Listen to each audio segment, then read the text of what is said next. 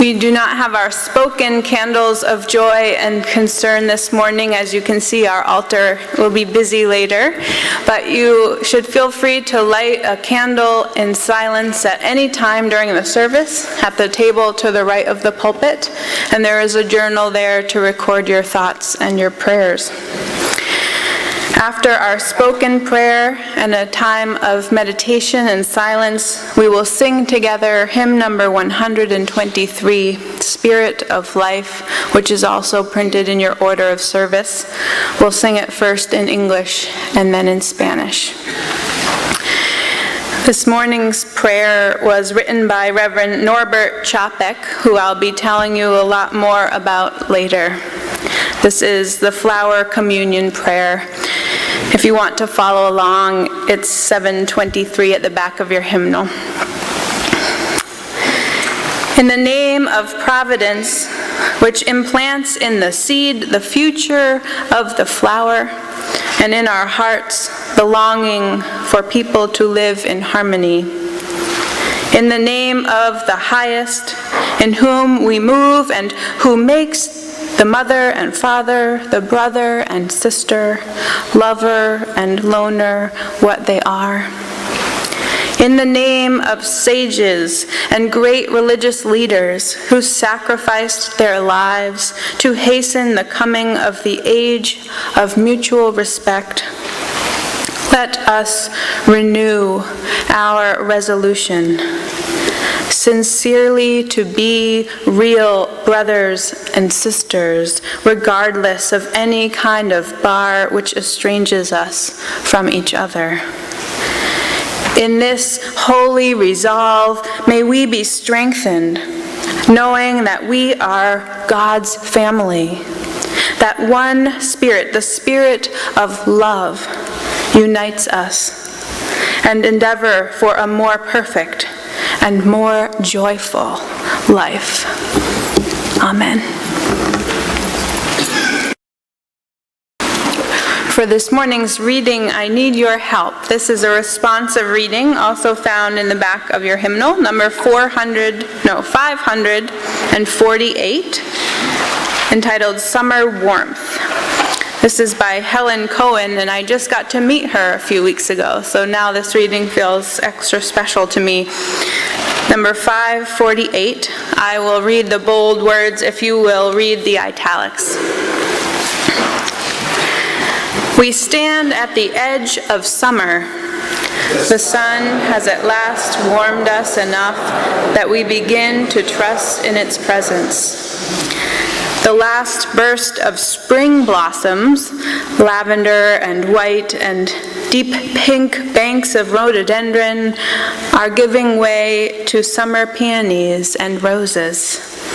O source of the turning seasons, of earth, of life, of promise gradually becoming fulfillment, may your people find a lightening of the burdens with the brightening of the sky.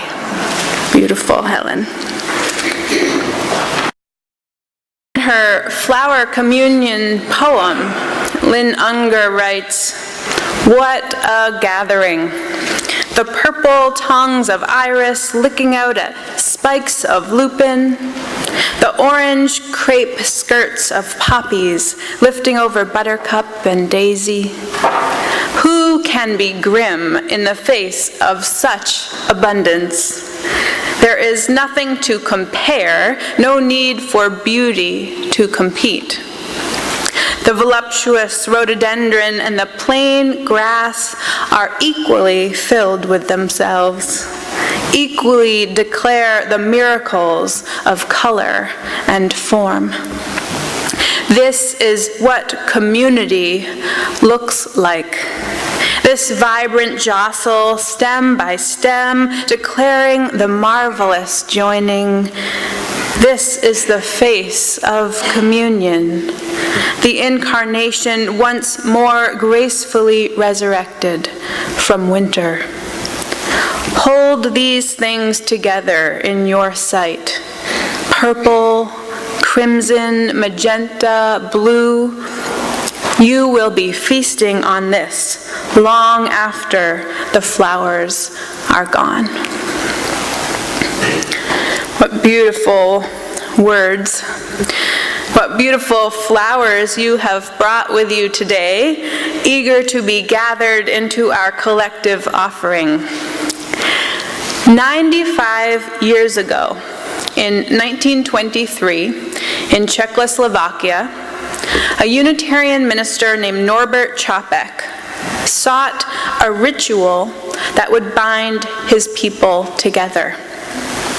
The traditional communion of the bread and wine would not work, because among his flock there were many people who did not believe in it. In fact, there were many who struggled even to believe in God. And yet they were welcome in that church. Reverend Čapek looked out at his people and saw that they each believed different things, that they were each unique seekers, that they were each beautiful. He had much the same view that I have from up here today in 2017.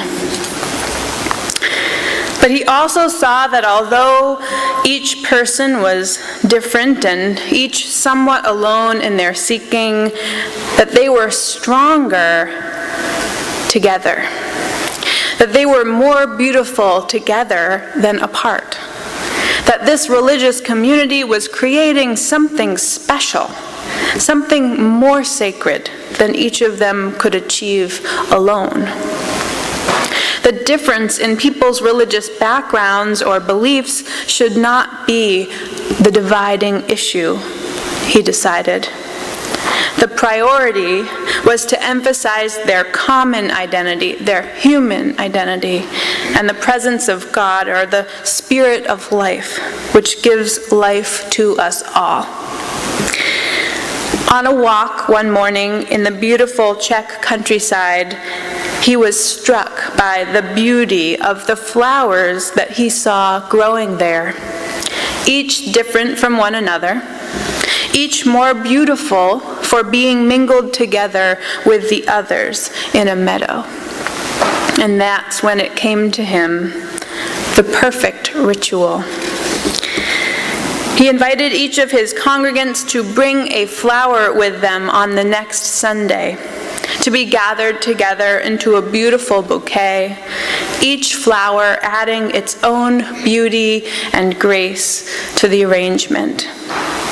And at the end of the service, he invited each person to take a different flower with them. It was handed to them on their way out. Here's how he explained it to his people. We have chosen flowers, nature's most tender, common, and beautiful gift, as our symbol and sacrament.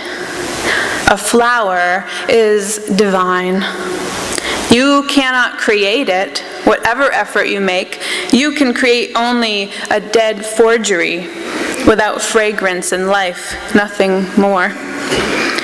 What is supposed to be expressed in our symbol, our sacrament, he says? First, each of us is symbolized in a flower. Next, flowers together in a vase symbolize fellowship, our commonality.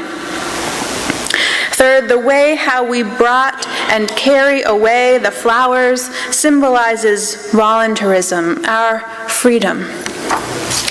And fourth, when you leave this meeting in peace and without rush, each of you take a blossom out of the bunch of flowers without choosing, as a sign that you do not pick who you want to accept as brother and sister.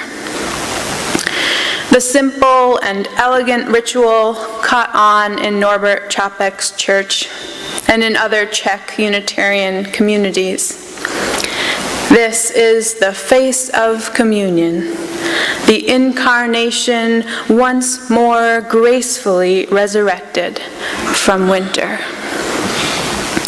In the 1940s, Čapek's wife Maya came to the United States, and she brought with her to the first parish in Cambridge the tradition of the flower communion.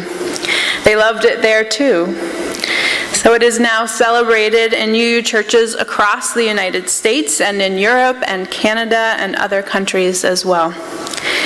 This year, Unitarian churches all over the world were asked to hold their flower communion today, June 4th, on the 95th anniversary of the original flower communion in Prague. So we are not alone this morning in celebrating.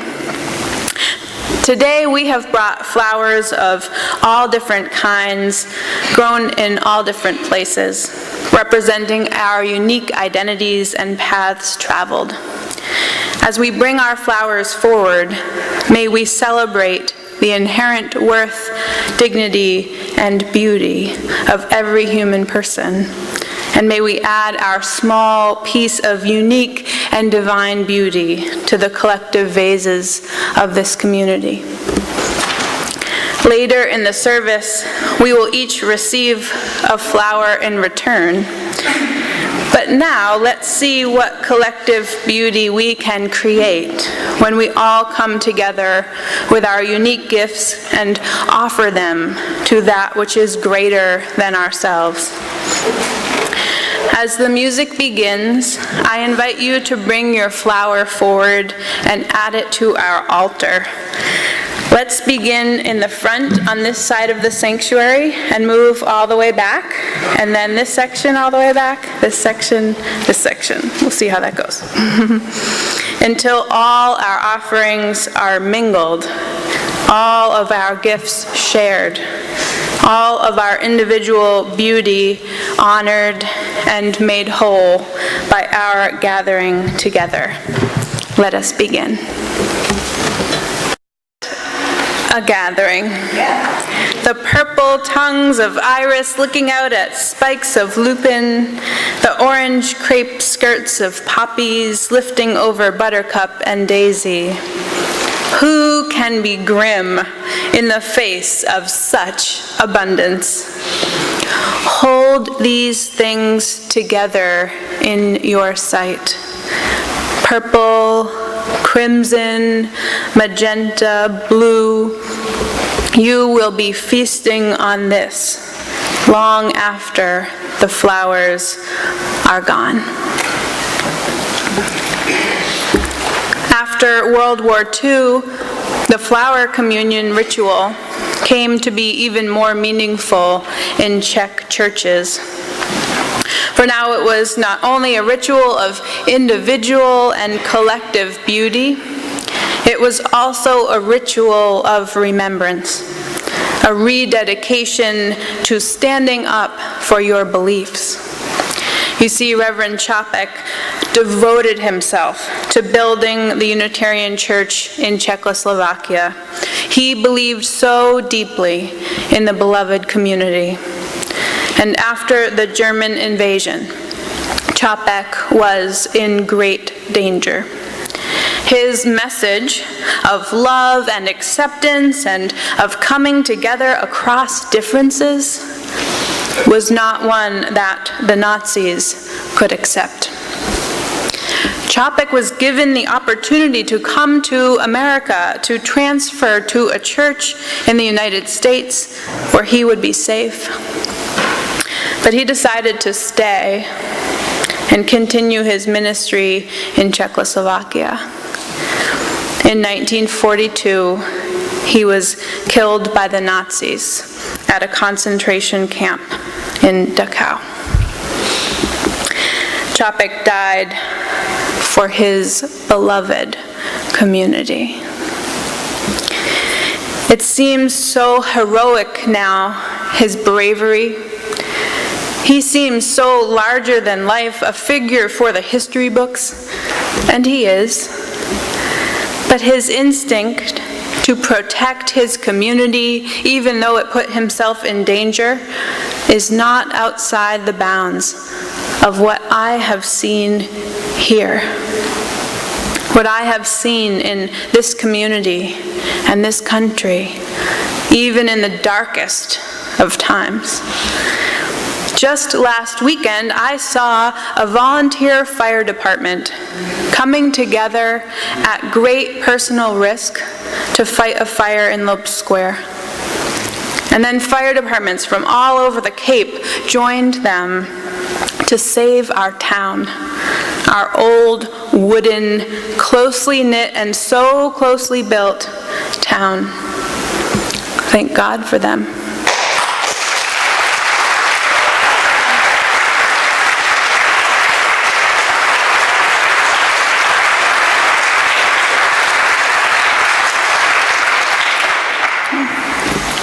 And I saw community members rushing to bring the firefighters water and food to keep them going through the night. And I've seen people coming together to raise money for the business owners and workers who are devastated by that fire. And I want to let you know, if you want to make a contribution to that effort, you can see me at coffee hour. And also, we're going to have a big fundraiser here on Friday, June 23rd. Peter Krasinski, that fabulous, talented organist who plays along with the silent movies, has offered his services for a silent movie organ fundraiser. So thank you to Peter and to Dan, who is putting this together.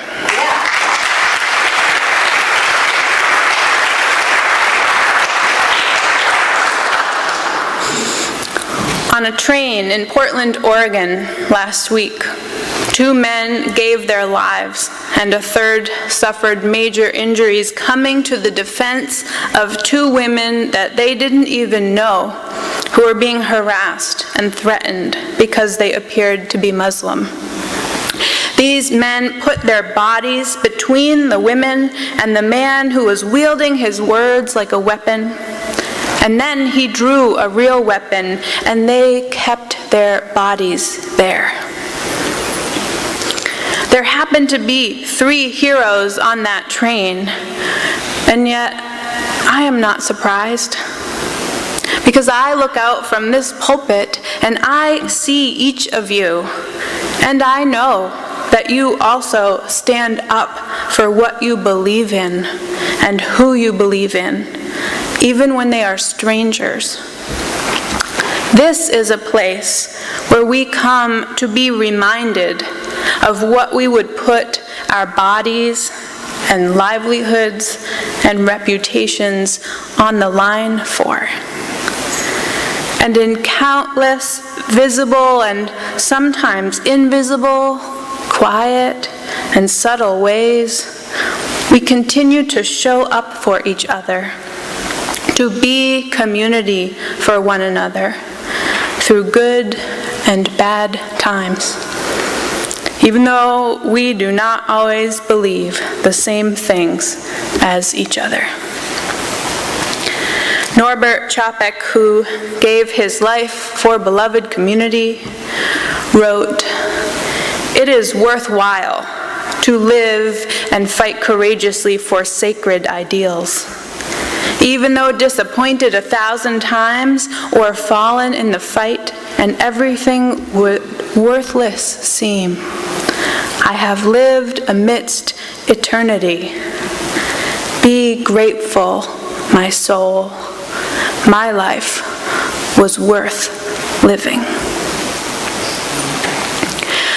I was so struck by Chopek's 4th point about the flower communion ritual. Even though we do this every year, I had never heard of his 4-point argument for it before. Number 4, when we reach for that blossom from the bunch of flowers, we do not pick who we want to accept as brother and sister. We take it as a symbol that each is important, that each is worthy, that each has inherent worth and dignity. And we take it as a promise that should they need us, whoever they are, we'll be there for them. We will stand up for our beloved community again and again and again, because we've seen the beautiful altar. And we will be feasting on that site long after the flowers are gone. I want to invite my readers forward for our closing reading.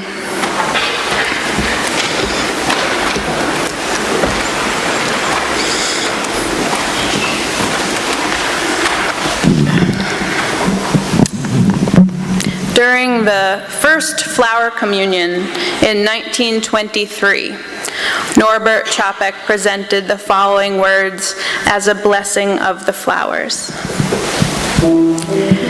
All human beings are created in the name of joy and happiness.